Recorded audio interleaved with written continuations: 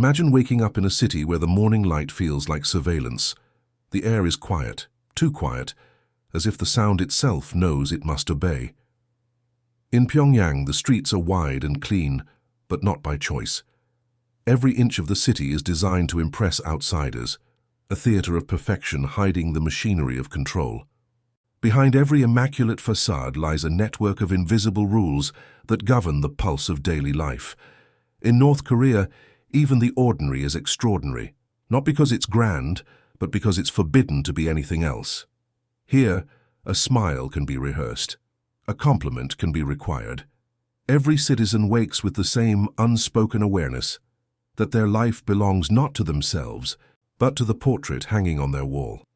Two faces dominate every home, Kim Il-sung and Kim Jong-il. They are not decorations. They are symbols of obedience.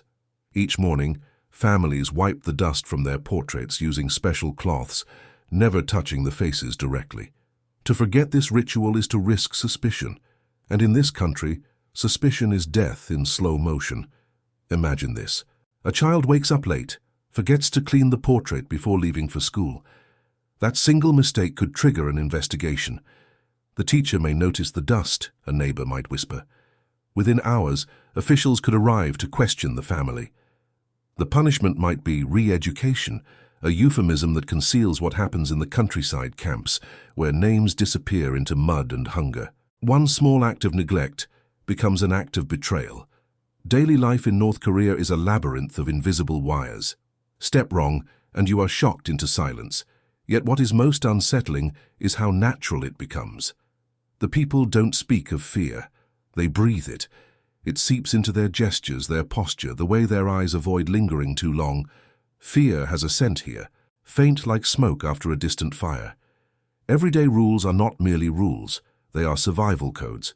There is a correct way to bow before a statue, a correct tone to use when referring to the leader, even a correct expression when hearing his name. The wrong tone, the wrong word, the wrong pause could mark you as impure, and impurity in a system that demands perfection must be removed. Tourists sometimes remark on the orderliness of Pyongyang, the synchronized movements, the perfect uniforms, the lack of litter or noise. But what they are seeing is choreography. Every public act is staged. The citizens who appear happy are often assigned to those areas, rehearsed to perform joy in front of foreigners. Their clothing, their smiles, their movements, all dictated. In this place, even happiness has rules. Consider the rules of appearance. Men must keep their hair short, between 1 and 5 centimeters, depending on age. Women can choose from a limited list of state-approved hairstyles. Jeans are considered Western, a silent rebellion, and are banned. So are piercings, colorful hair dye, and certain shoes. A woman seen wearing something too modern can be reported by her own neighbors. The punishment might not be jail, but something subtler, public humiliation, an apology before her work unit, her family's reputation quietly poisoned. There are rules for love, too. Courtship is never private. The state must authorize marriage, and often the couple's loyalty record determines approval. Marry the wrong person, and you inherit their political past, sometimes generations of it. Families marked as tainted because an ancestor fled the country or spoke against the regime can never escape that stain. Their grandchildren still live under its shadow, excluded from universities, jobs, and hope. Inside classrooms, children learn not just math or reading, but devotion. They recite stories of Kim Il-sung's childhood, tales of divine genius, where he defeats enemies before he is 10. They learn that he created the sun, that his son invented time itself. The lines between myth and reality are erased so often that even teachers forget where one ends. Every blackboard becomes a confessional, every lesson a sermon. The first words children write are often not their own name, but, "Thank you, dear leader." There are rules for grief. When Kim Jong-il died in 2011, citizens were ordered to mourn publicly for 10 days. No laughter, no drinking, no signs of joy. Those caught smiling could be arrested. Some died of exhaustion, collapsing during mandatory mourning events. Others were taken away for crying too little. Imagine a place where tears are measured, where even sorrow has a quota. Music is regulated, art is filtered. The only songs allowed on the radio are patriotic hymns, their melodies slow and grand, their lyrics praising the leader's eternal sun. The same rhythm echoes through factories, schools, and loudspeakers hidden in every neighborhood. These speakers never turn off. They hum through the night like mechanical insects, whispering propaganda into dreams. The sound of control is constant. Electricity itself is a privilege. In Pyongyang, lights glow in government buildings, while the outskirts remain dark. Citizens know better than to ask why. They light candles when power fails, pretending it's by choice. In rural areas, electricity might come for an hour a day, enough to remind people of what they don't have. Yet in every news broadcast, they are told that life here is paradise, that the outside world is enslaved, that famine, hunger, or despair are the inventions of enemies. Foreigners who visit are escorted by minders, polite, smiling guides who seem helpful, yet never leave the tourist's side. They are the watchers. They monitor every photo, every question, every breath. They steer you away from real life and toward the government's dream. If you ask to see a market, they show you a model one. If you ask about poverty, they change the subject. And if you wander too far, the streets suddenly empty, as if the city itself has swallowed its people. There are rules for names. No one may name their child after Kim Il-sung or Kim Jong-un. Those who did before must change them. It is forbidden for ordinary citizens to share the leader's name, to print it without care, or to fold a newspaper where his face appears. If you accidentally crease the image of the leader, you can be reported. Every paper must be handled flat, every portrait hung straight. The line between reverence and fear is microscopic. For outsiders, these rules sound absurd, but for those who live under them, absurdity is normality. The mind adapts to survive. In a world where freedom is death, obedience becomes instinct. People learn to divide themselves, the face they show and the thoughts they hide. In public, they chant slogans and bow deeply. In private, some whisper doubts in the dark, never daring to speak them aloud. The silence between two breaths becomes the only safe space left. In villages, the rules are even harsher. Farmers must meet quotas set by the state, regardless of weather or soil. Failure means punishment not just for the farmer, but for their entire work group. During the famines of the 1990s, people starved beside warehouses filled with grain, because that grain was reserved for the military. The rule was clear: the army eats first, and when food ran out, loyalty was tested by hunger. Some resorted to eating grass, bark, or insects. Others disappeared into the mountains, hunted as traitors for abandoning their collective farms. There are rules for speech. Though no one calls them that, you simply know what not to say. Words like hungry, cold, tired, or hope carry danger when used in the wrong context. To complain about shortages is to question the regime's perfection. So people speak in riddles. A woman might say, "It's been a long winter," and everyone understands she means, "We are starving." The language bends to survive, softening pain into metaphors the state can't easily punish. At night, Pyongyang seems still, but the silence is deceiving. Behind closed doors, every home has a radio fixed to a single frequency, government-issued, sealed so it cannot be changed. The state's voice seeps through the walls, reporting victories, denouncing enemies, glorifying leaders. There is no channel for music, no option for escape, yet people listen, not because they believe, but because not listening is worse. The rules extend even into death. Funerals must follow protocol. The portrait of the deceased must be placed below the portraits of the leaders, never above. Prayers are discouraged. Only gratitude to the regime is acceptable. The dead are remembered not for who they were, but for how obedient they lived.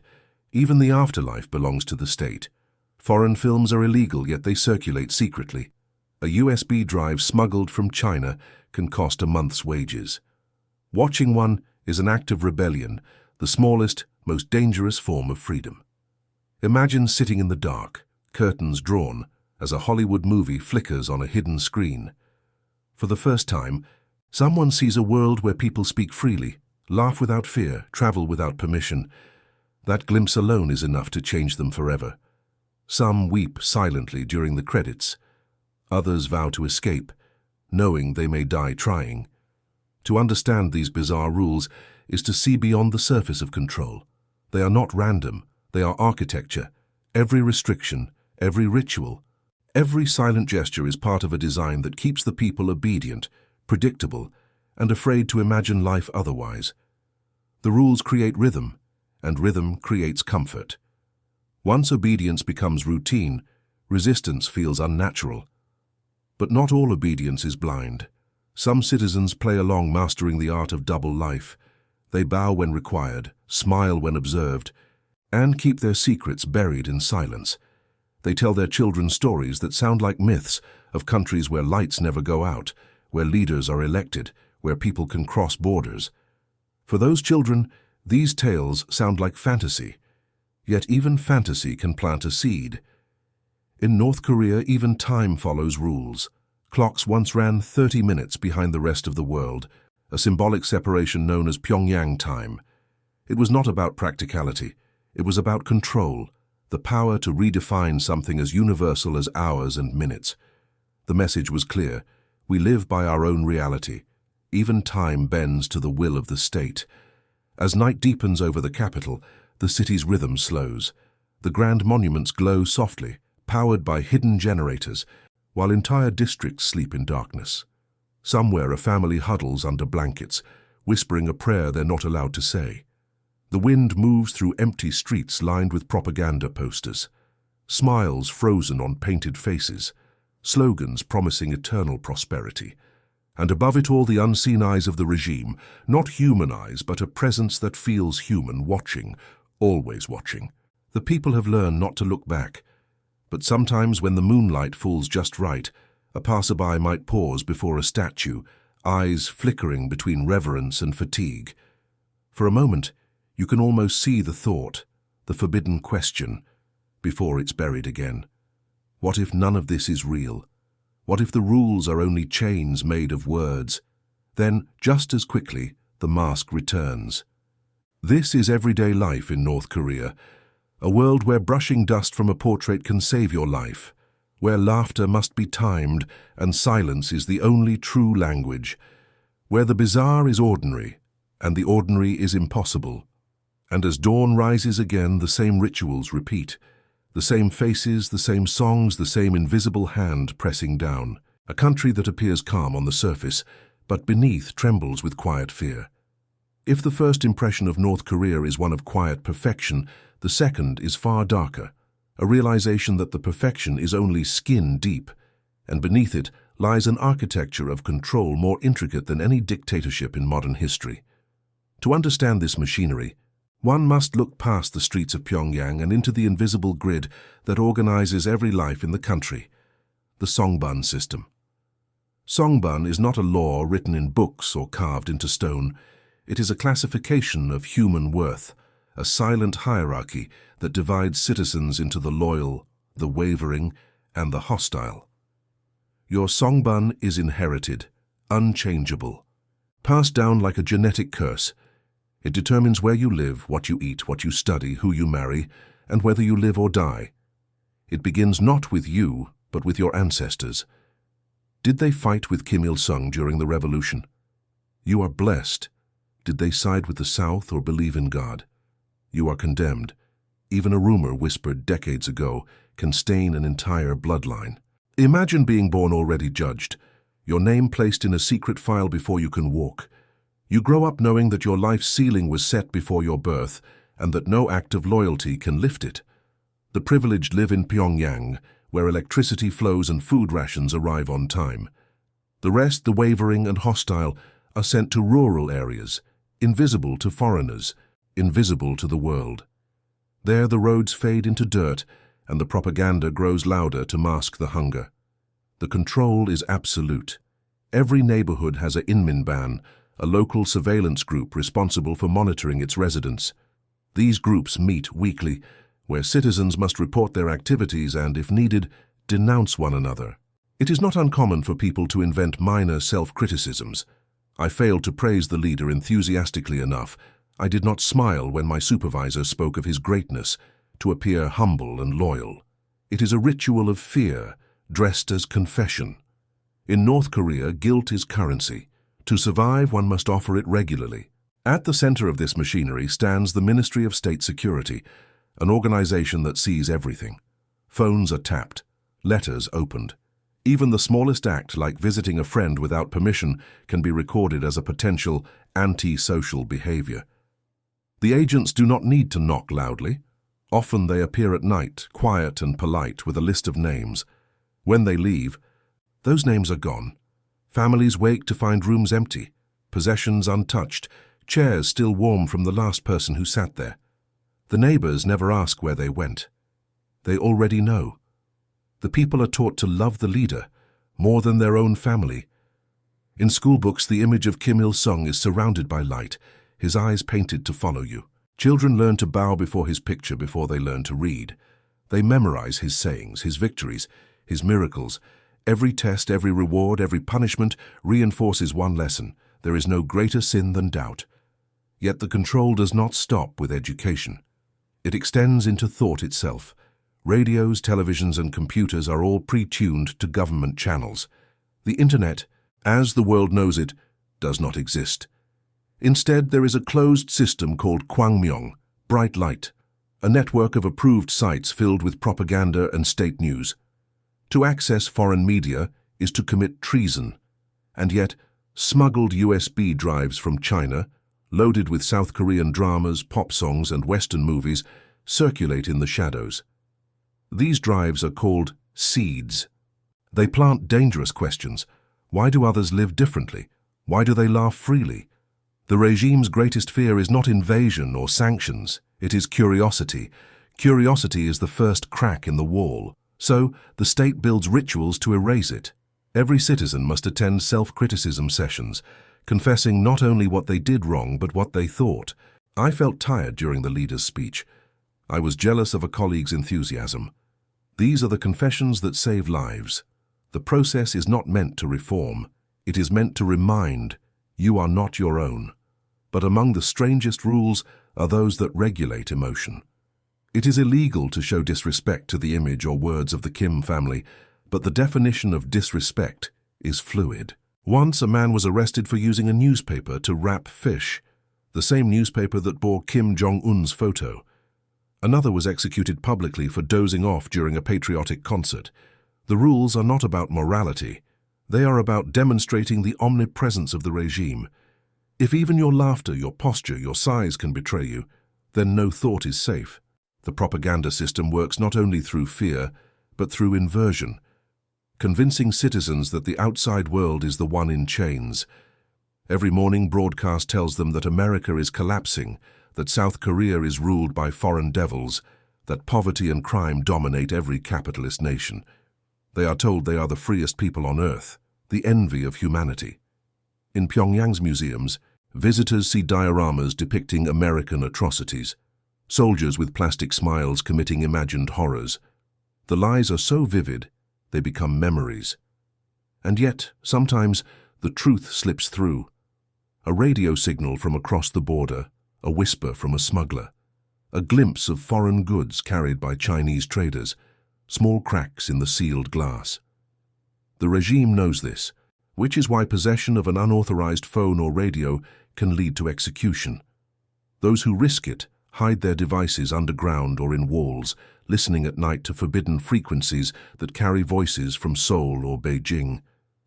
Those voices, speaking of weather, traffic, or love songs, sound like freedom itself. There are rules even for the landscape. Every field, every forest, every mountain carries a story tied to the Kim dynasty. Signs proclaim that Kim Il-sung once rested beneath a particular tree, or that Kim Jong-il admired a river's reflection there. To question these stories is to insult the sacred. The geography of the nation becomes a map of devotion. Even nature must obey. In factories, workers are required to start their day not with safety briefings, but with political study sessions. They chant the leader's achievements, sing revolutionary songs, and read aloud newspaper articles praising government policies. Productivity is measured not in output, but in enthusiasm. The best workers are not those who make the most goods, but those who cheer the loudest. The logic is circular but effective, fear disguised as faith. And then there is the cult of surveillance. Neighbors watching neighbors, children listening to parents. Informants are everywhere. though you never know who they are. The woman you share food with, the friend you trust, either could report you to authorities. It's a system designed to fracture intimacy, to replace trust with paranoia. The result is a society where people learn to lie beautifully, to perform loyalty with precision. They laugh at jokes they do not find funny, clap at speeches they do not understand, and denounce crimes they know are imaginary. It is a performance that never ends, because the audience is the state itself. For those who falter, there are the camps, not prisons in the conventional sense, but sprawling labor colonies hidden in the mountains. Officially, they do not exist. On maps, they are blank spaces. Inside, prisoners, including entire families, are forced to work from dawn until night. Their crimes vary: owning a Bible, speaking of the South, falling asleep during a meeting, or simply being related to someone accused. Children are born there, grow up there, and die there, never knowing freedom existed. The rule of guilt by association ensures that loyalty is no longer personal. It is genetic. But not all rules are enforced through terror. Some are internalized through pride. Citizens are taught that to be North Korean is to be chosen, a race destined to lead humanity. This belief, cultivated through decades of isolation, breeds both arrogance and tragedy. When famine strikes, the government calls it the arduous march, invoking revolutionary struggle rather than admitting failure. People die believing they are martyrs of national destiny. There are also rules for foreigners. Visitors are never allowed to explore alone. Every path, every view, every conversation is scripted. You are shown schools where children recite poems to the leader, hospitals with doctors who never treat patients, stores filled with goods no citizen can afford. The illusion is seamless, because it must be. Every North Korean you meet in that scenario is performing, for you, for their government, for survival. The deeper one looks, the stranger the rules become. For example, when a new leader takes power, citizens must replace every photograph of the previous one with an updated official portrait, framed identically, spaced evenly on the wall. Failure to hang it properly can lead to investigation. When Kim Jong-un appeared in public after losing weight, rumors spread. People whispered carefully, was it intentional? Was he sick? The official media responded immediately. Our leader has sacrificed his health for the people. Even his body became a tool of propaganda. The language itself is under surveillance. Words like regime, dictator, or freedom are banned. Instead, citizens speak in phrases that glorify sacrifice. We eat less for the army. We endure for the revolution. The idea of I barely exists. Everything is we. Individuality is treason. And yet in the midst of this control, there are glimpses of humanity that persist like stubborn light. A teacher secretly teaching her students a South Korean song she once heard on a smuggled CD. A mother hiding a picture of her missing son who tried to escape. A soldier standing guard along the frozen border, staring across the river into China, where the lights never go out, and wondering if the world he defends is even real. These moments are invisible in official reports, but echo through the silence of the nation like ghosts. Propaganda films portray the country as a paradise. Citizens smile broadly as they harvest crops, sing songs, and applaud their leaders. But if you freeze the frame, if you look closely into their eyes, you see something else: exhaustion, hunger, and the hollow stare of performance. It is a nation trapped inside its own play, and the actors no longer remember the script's purpose. To live in North Korea is to balance on a wire stretched over an abyss. You cannot stop, you cannot fall, and you cannot look down. Every law, every rule, every ritual is a strand of that wire, holding you suspended between fear and faith. For some, that faith is genuine. They believe deeply in the leader's divinity. For others, it is a mask they wear so long it begins to fit. The system needs both to survive: the true believers to preach and the performers to pretend. In this world, the bizarre becomes logical. You bow to a statue because it's safer than standing tall. You recite praise because silence can be fatal. You live a lie because truth has no witnesses left. The rules are not arbitrary. They are the skeleton of a nation built on obedience, sustained by illusion. And yet, as history shows, even the most intricate cages eventually rust.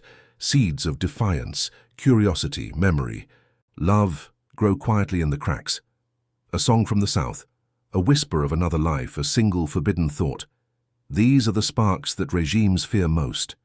For all their power, the rules cannot kill what people dream in silence. Night falls differently in North Korea. The darkness isn't merely the absence of light, it's a presence in itself. A living thing that creeps between homes, down alleyways, into the lungs of those who lie awake wondering if they'll see morning. Beyond the polished streets of Pyongyang, the country dissolves into blackness. Villages sleep in silence, cut off from power, their windows glowing faintly with candlelight like distant flickering stars. And in that darkness the truth breathes, hunger, fear, and the quiet endurance of a people trapped between faith and despair. For the first time, we descend beneath the illusion. Beyond the statues and slogans, past the rehearsed parades, lies a different North Korea, the one hidden from cameras, where the rules are carved not in law but in flesh. This is where obedience becomes survival and defiance becomes extinction. Hunger here has no season. It lingers through every year like an invisible winter. In the 1990s, when the famine struck, entire provinces withered. They called it the Arduous March, but the name was a lie meant to dignify suffering. Grain warehouses stood locked while people collapsed in fields clutching empty bowls. Children rummaged through mud for insects. Mothers traded jewelry for a handful of corn. The government told them to eat less for the revolution, and many obeyed until their obedience devoured them. The dead were buried without names, without tears, because mourning too loudly was seen as weakness. Even now, famine never truly left. In rural areas, meals are often a watery soup of grass, corn husks, and roots. Meat is a memory. Yet the portraits of the leaders still smile from every wall, radiant and fed. To speak of hunger is to insult their greatness. So people smile through starvation, praising the sun while standing in the dark. There are those who try to flee. They follow rivers north toward China, the Yalu and Tumen, veins of icy hope that divide two worlds. Crossing them is treason. Guards patrol the banks with rifles and orders are clear, shoot on sight. Yet still they come crawling through mud at night, hiding from searchlights, holding children against their chests so they won't cry. Some make it across, many do not. The lucky ones reach China only to face new horrors, betrayal, forced repatriation, or being sold into slavery. Those sent back are interrogated, tortured, sometimes executed. Escape in this country is not a journey, it's a sentence delayed. Those who remain live under a gaze that never blinks. The secret police know everything, but what breaks people most is not their surveillance, it's the participation of everyone else. Families are divided by the state not through separation, but through suspicion. A child who hears a forbidden radio broadcast might report their parents to the authorities, not because they want to, but because they've been told that loyalty means purity. In classrooms, teachers ask students to share what their families say at home. A child's answer can decide a family's fate, and so words become weapons. Silence becomes armor. In one village, a man named Hyo was accused of listening to South Korean music. He was taken in the night, leaving behind his wife and 2 children. They never saw him again. Weeks later, his wife was ordered to attend a public meeting where neighbors were told to learn from his betrayal. She stood in front of them, trembling, forced to denounce the man she loved. Her children watched. Afterward, they were sent to different regions. New schools, new names, new lives without a father. The system does not need executions to kill. It kills through memory. Religion is forbidden, but faith has never vanished. Deep underground, in basements and forests, believers still gather to whisper prayers. They do not sing. Music could give them away. They mouth hymns in silence, eyes closed, hands trembling. If discovered, they vanish into the camps. To possess a Bible is to sign your death warrant, yet many hide fragments, torn pages, handwritten verses smuggled from China, and memorize them before burning the evidence. In a land where the leader is God, to believe in another is the ultimate rebellion. The camps are the regime's shadow. They do not appear on maps. Yet satellites have traced their outlines. Vast compounds surrounded by barbed wire, nestled in remote mountains. Those who survive them call them the places where time stops. Prisoners rise before dawn, work until night, and collapse on frozen floors. They mine coal, build roads, or cultivate fields for the army. Beatings are routine, food is scarce, and executions are public. Children born inside never know they are prisoners. They grow up believing the world is this: fences, hunger, and the endless echo of slogans. There is a story of a boy who once escaped from such a camp. He had never seen an apple. When he reached China and was offered one, he bit through the skin and began to cry, not because of the sweetness, but because it proved something he was told didn't exist. The world outside was real. Inside the camps, people whisper forbidden truths in code. The sky is blue today means someone died. The soil is dry means food is gone. Language itself becomes rebellion, a fragile bridge between despair and sanity. Guards understand this, which is why they force prisoners to praise the leader even as they starve. To break a body is easy. To make it thank you for breaking, that's power.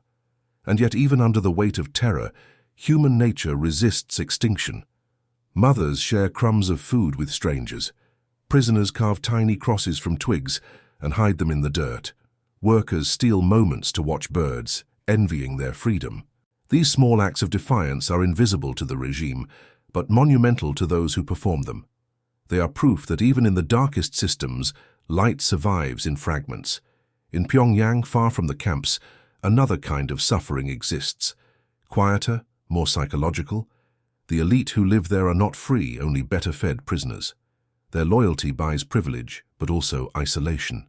Every home is monitored, every phone call logged, every foreign contact forbidden. Their children are taught English and etiquette, but not freedom. They grow up believing the rest of the world envies them, unaware that their lives are curated performances. Some suspect the truth, but suspicion is dangerous when spoken aloud. So they drink, they smile, they praise. Even in luxury, the air tastes of fear. To travel inside the country requires permission. Each citizen carries an internal passport stamped with their region of residence. Crossing provinces without authorization is illegal. Checkpoints guard the highways. Soldiers stand with rifles beside crumbling billboards.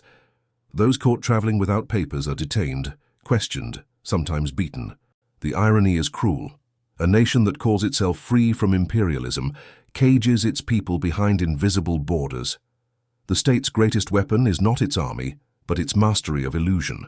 It convinces the hungry they are full, the enslaved they are free, the powerless they are chosen. Propaganda fills every moment, turning lies into oxygen. Billboards show images of abundance, smiling farmers, overflowing fields, while real farmers toil on barren soil. On television, game shows reward contestants with rice and meat, prizes that most viewers can only dream of. These images serve one purpose: to make suffering feel personal, not systemic. You are hungry, the state implies, because you failed to work hard enough. But cracks appear even in illusions. Refugees who escape describe how whispers spread through villages, stories of defectors who found life in the south, of letters smuggled across the border, of markets filled with goods from foreign lands. These whispers grow into dangerous questions. If the South is poor, why are their clothes better? If America is evil, why do their songs sound so happy? Curiosity becomes a virus the regime cannot contain. One of the most haunting rules concerns death itself. When someone dies, their family must report it immediately. The body cannot be buried without state permission. Funerals are supervised, and if the deceased was considered disloyal, no public mourning is allowed. Their name is erased from records, their existence denied. Families who weep too much are questioned. Why do you cry for a traitor? So they grieve in silence at night in places where no one can see. In Pyongyang, the living pretend death doesn't exist. Statues of the leaders promise eternal life, while loudspeakers repeat slogans about immortality. But beneath the surface, the city hides its ghosts. The vanished, the executed, the forgotten. Their families live beside their absences, haunted by the fear of remembering. To forget is to survive. The descent is not only political, it's psychological. When a system controls every word, it reshapes thought itself. People stop asking why and begin asking how to endure, how to avoid suspicion, how to make it one more day. Survival becomes philosophy. Hope becomes contraband. Yet even in this descent, there are flickers of rebellion. Markets, known as Jangmadang, have become the veins of underground life. Born during the famine, when the state's distribution collapsed, they now operate in every town.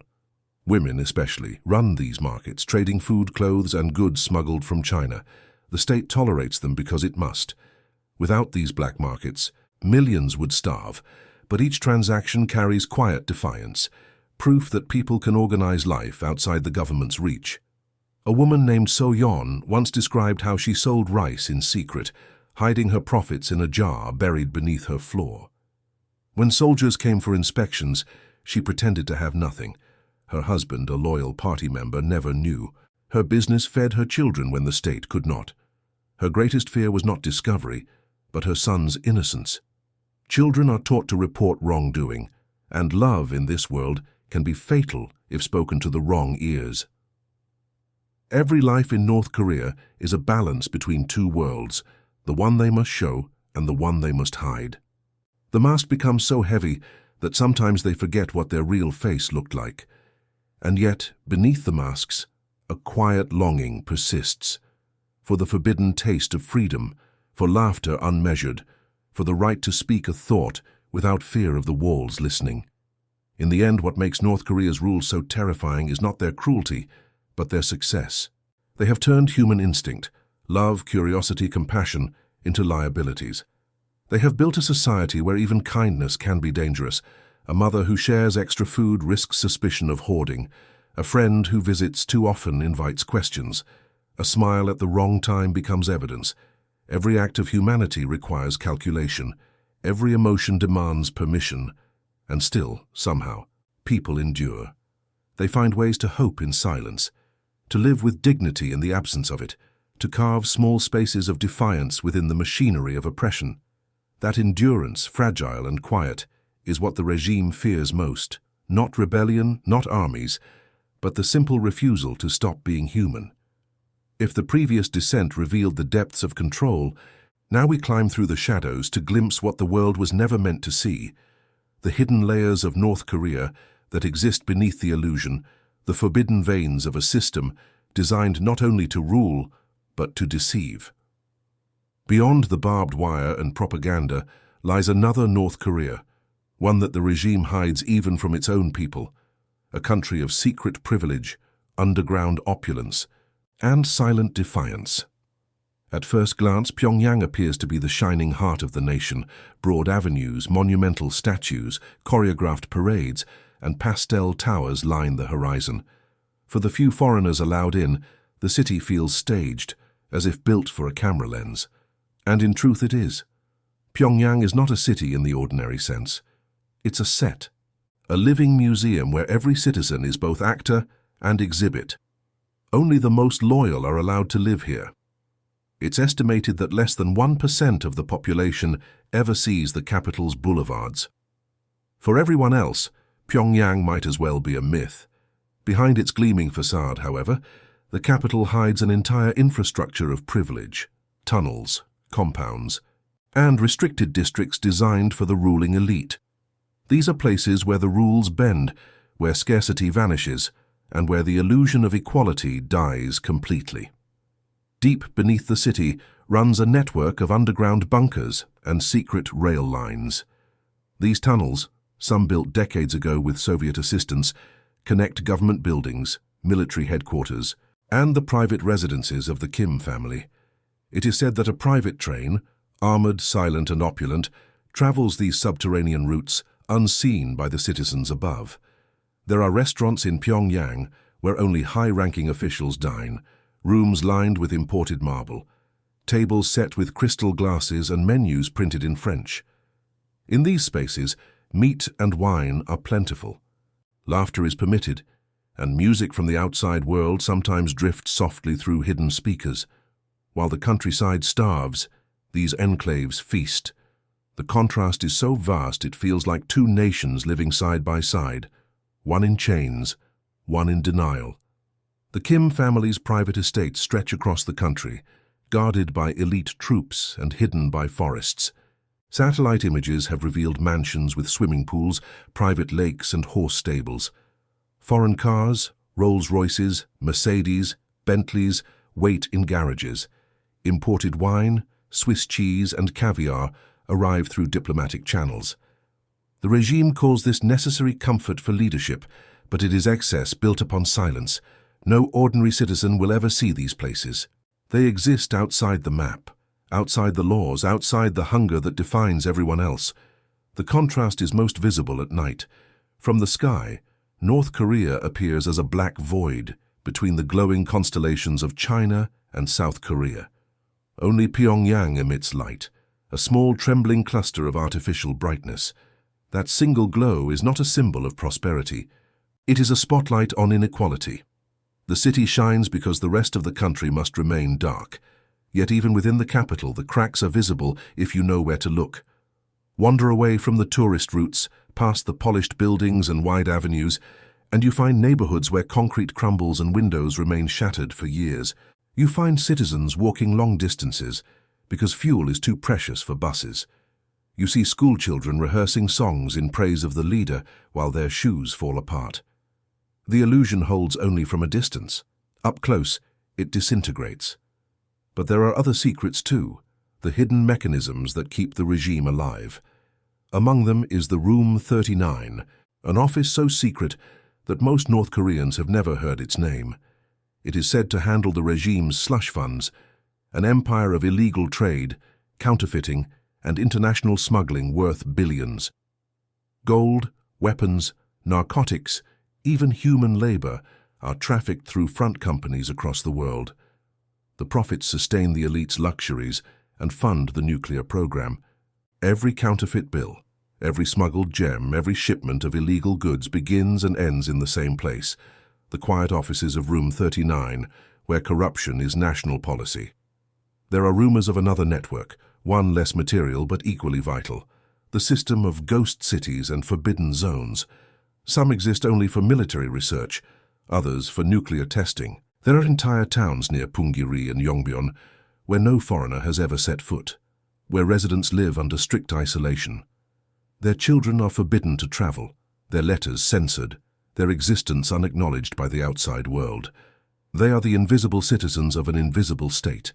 Then there are the luxury compounds along the East Coast, resorts built for the upper class, equipped with beaches, imported alcohol and private cinemas.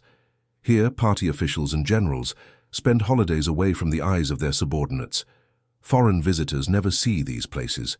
Their photos are forbidden. Even the workers who build them are blindfolded during transport to hide the location. It's a system that mimics paradise for a chosen few, sustained by the suffering of millions. The most chilling secrets, however, lie underground, not just in tunnels, but in bunkers designed to preserve the regime through any catastrophe. Decades ago, engineers built vast subterranean cities beneath Pyongyang, complete with hospitals, food storage, and sleeping quarters. In theory, they were designed to protect citizens from war. In practice, they exist to shelter the elite. There are whispers that these tunnels connect to the countryside, to airstrips and escape routes.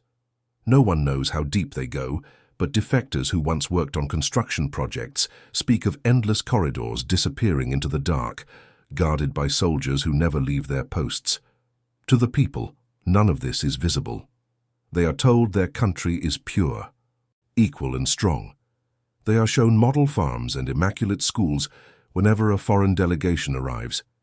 Children practice for days to perform dances in front of visitors, repeating words they barely understand.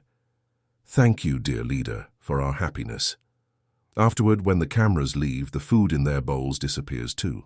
These staged realities are not meant to convince the world. They are meant to remind citizens that the illusion is more real than their hunger.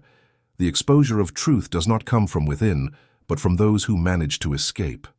Defectors speak of forbidden luxury goods seen in party offices, Italian suits, foreign cigarettes, designer watches.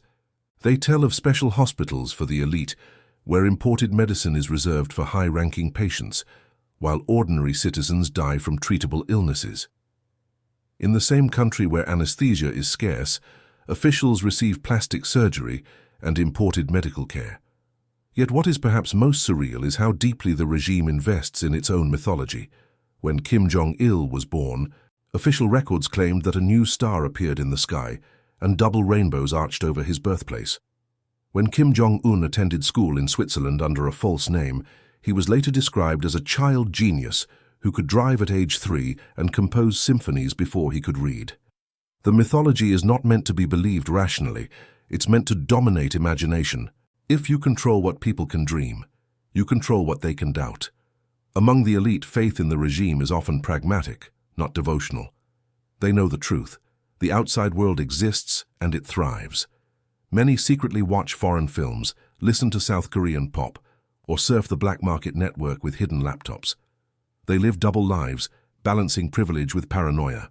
Their greatest fear is not poverty but exposure, that one careless word could strip them of status and plunge them into the same despair they helped maintain. Beyond Pyongyang, in border regions like Haesan and Sinuiju, exposure takes another form: forbidden trade. Here, smugglers cross rivers under moonlight, carrying Chinese goods into North Korea: clothes, electronics, rice, medicine, and USB drives. These smugglers are not rebels, they are lifelines. Through them, fragments of the outside world enter the hermit kingdom. A Hollywood movie, a South Korean drama, a simple news broadcast, each is more powerful than any weapon. They awaken imagination, showing people what life could be without fear. That awakening is contagious. And that is what the regime fears most. Not an invasion, not sanctions, but the idea that truth can travel through a flash drive. Information is poison to totalitarianism. Once someone sees the world beyond the border, the neon lights of Seoul, the laughter of strangers, the food markets overflowing with abundance, they cannot unsee it. The illusion cracks. Even if they never speak of it, the seed is planted. One person tells another, quietly, cautiously, like passing a flame in the dark. Foreign intelligence agencies monitor these networks, but so does the regime. The Ministry of State Security hunts for evidence of defection or information leaks. Punishments are brutal. Families of caught smugglers are sent to camps, yet still the trade continues. Hunger drives desperation, and desperation breeds courage. Each night, while the world sleeps, silent figures wade through rivers carrying contraband that can change minds more effectively than any army. Then there are the whispered stories of secret experiments, biological research, chemical tests, hidden prisons for scientists who displease the state. These stories are nearly impossible to verify, yet they circulate among defectors, painting a chilling picture of how far the regime will go to maintain its power. Laboratories hidden in mountains, medical facilities where doctors test without consent. The rumors blur into myth, but in North Korea, myth and truth are often the same. Exposure is not only about revealing what exists, it's about confronting the absurdity of what's hidden. The regime presents itself as eternal, unshakable, yet it relies on secrecy so fragile that a single photograph, a single defector's testimony, can shatter decades of propaganda.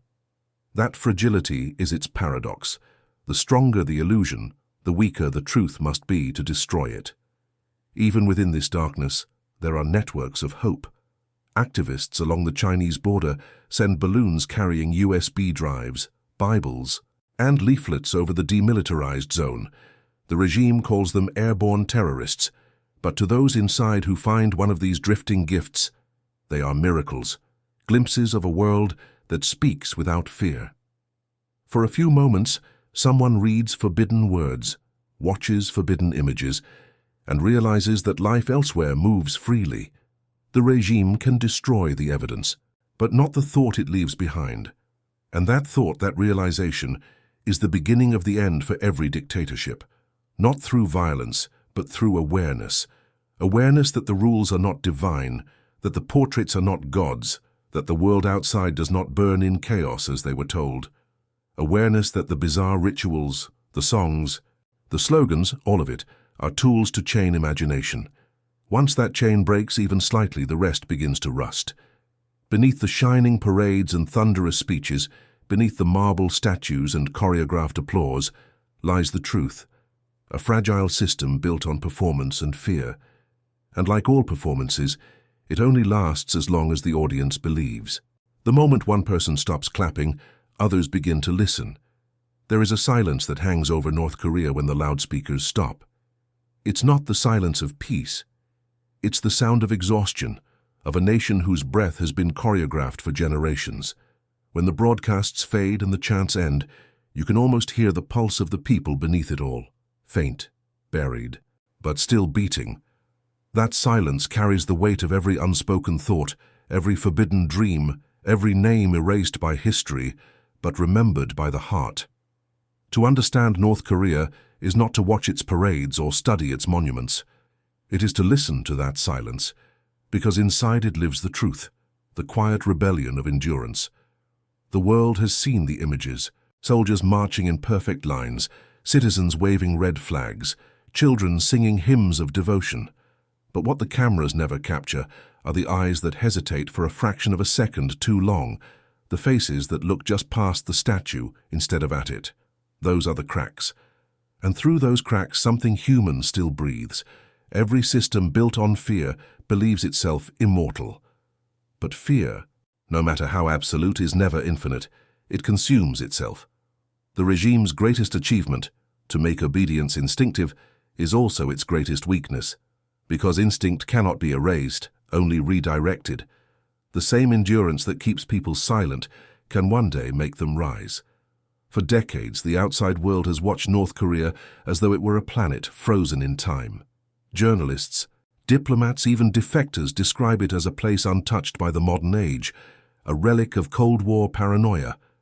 But time moves even there, quietly. Children born during the famine have grown into adults who know the state lied about everything. Some have tasted the black market freedom of the Jangmadang. They have seen USB drives from China, heard foreign voices on illegal radios, touched goods stamped "Made in Korea, South." For them, the myth is unraveling thread by thread. Yet the tragedy is that awareness does not equal escape. To know the truth is to suffer in silence.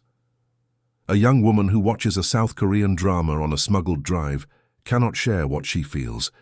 The envy, the grief, the longing for a life that will never be hers. She returns the USB, deletes the evidence and resumes her role. She bows, she chants, she pretends.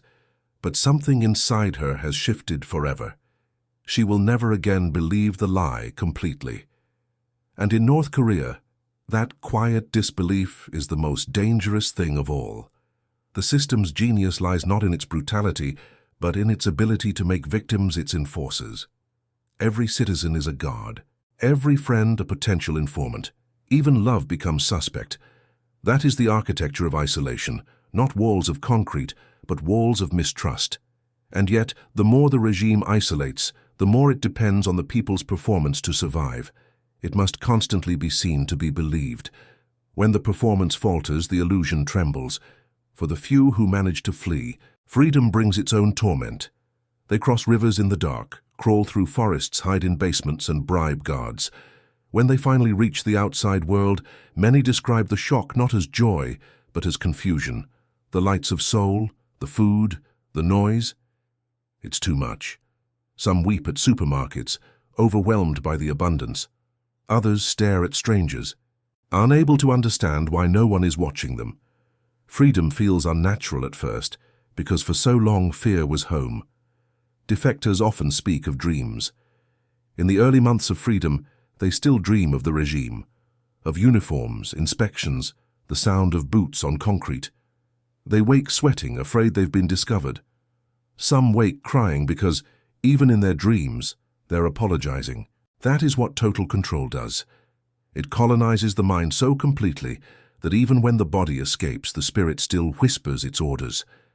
And yet, even from afar, many still love their homeland. They do not curse it, they pity it. They speak of mountains, of rivers, of childhood laughter before they learned fear. They speak of their mother's hands, worn and gentle, washing rice with water that shimmered like glass. They remember the beauty buried beneath the terror, the kindness of neighbors who shared what little they had, The songs sung quietly when the electricity failed, the smell of rain in a field that no longer exists. These memories are small, but they are defiant, because in them, the human spirit outlasts the machine. For those who remain inside, the greatest act of rebellion is to remember that they are human, to feel compassion in a world that punishes it, to whisper the truth even when no one can hear, to keep hope alive, not as an expectation, but as a discipline. Hope in North Korea is not a feeling, it's an act of resistance. There are stories of mothers who hide food for strangers, risking imprisonment, of teachers who secretly teach their students songs from the South, of soldiers who deliberately miss when ordered to shoot defectors at the border. These are the invisible heroes, the ones who will never be known by name, but whose small acts of mercy shape the future. They prove that the regime's power is not absolute, because every time someone chooses kindness over obedience, the machinery of fear loses a piece of itself. The Kim dynasty built its rule on myth, that they were gods in human form, that their suffering was divine, that the nation existed only through them. But even myths erode under the weight of truth. The portraits that hang on every wall are now relics of another century, fading at the edges, their colors dulled by time. The people still clean them, still bow before them, but fewer believe. They bow because they must, not because they should. Faith has become ritual, ritual has become reflex. Reflex will one day become fatigue, and fatigue is dangerous. It's quiet, invisible, and unstoppable. Empires do not fall to anger, they fall to exhaustion. When a people grow too tired to believe, the system collapses under its own weight. North Korea's silence hides that fatigue well, but it grows with each generation that learns the world is larger than the border permits. The irony is that even the regime cannot stop change. Technology leaks across the frontier. Radios, phones, and information seep through the cracks like light through a wall. The more the regime tightens control, the more it exposes its own weakness. Fear can imprison a nation, but it cannot erase curiosity. And curiosity is the one force no dictatorship can outlast. In the end, the rules that once defined every breath will betray their makers. The requirement to bow, to clean portraits, to mourn on command. They will become empty gestures. Children will perform them with laughter instead of reverence. Soldiers will chant with hollow voices. And one day, perhaps without fanfare, the illusion will break. Not in an explosion, but in a whisper. The whisper of a people who stop pretending. Imagine for a moment a dawn in Pyongyang without slogans. The statues still stand, but no one looks up. The loudspeakers are silent. The streets are empty, not from fear, but from freedom. The portraits on the walls fade in the morning light. Somewhere a child asks a question that no one punishes. Somewhere a family eats without reciting a slogan. Somewhere a mother tells her child the truth about the world, and no one knocks at her door. That dawn will not come suddenly. It will arrive slowly, quietly, the way all great transformations do, not as revolution, but as recognition. The recognition that the bizarre rules were never sacred, only invented. That obedience was a habit, not destiny. That the power of the regime was always an illusion, sustained by the people's belief in it. And when that belief dissolves, so does the fear. One day, perhaps the portraits will come down. The slogans will fade from walls. The loudspeakers will fall silent, replaced by the sound of ordinary life. Footsteps, laughter, the hum of electricity that reaches every home. The people will learn to speak freely again, awkwardly at first, then fluently. They will rebuild not from rage, but from remembrance. Because to remember truth after so much deception is to reclaim the soul of a nation. But for now, the silence remains. It stretches across mountains and rivers, across prison camps and palaces, binding the country in an uneasy stillness. And yet, inside that stillness, something sacred endures. The will to live, to hope, to wait for a dawn that cannot be forever delayed. The rules that once defined life will one day be nothing more than stories, reminders of how far human endurance can stretch and how quietly freedom can return. The bizarre everyday rules of North Korea, the bows, the portraits, the speeches, the silence, are more than relics of control. They are the fragments of a long nightmare from which a people will eventually awaken. And when they do, the world will not hear the sound of collapse, but the sound of breathing, millions of breaths finally taken freely. That will be the true sound of North Korea. Not the chants, not the drums, not the applause, but the quiet exhale of a nation remembering what it means to be human.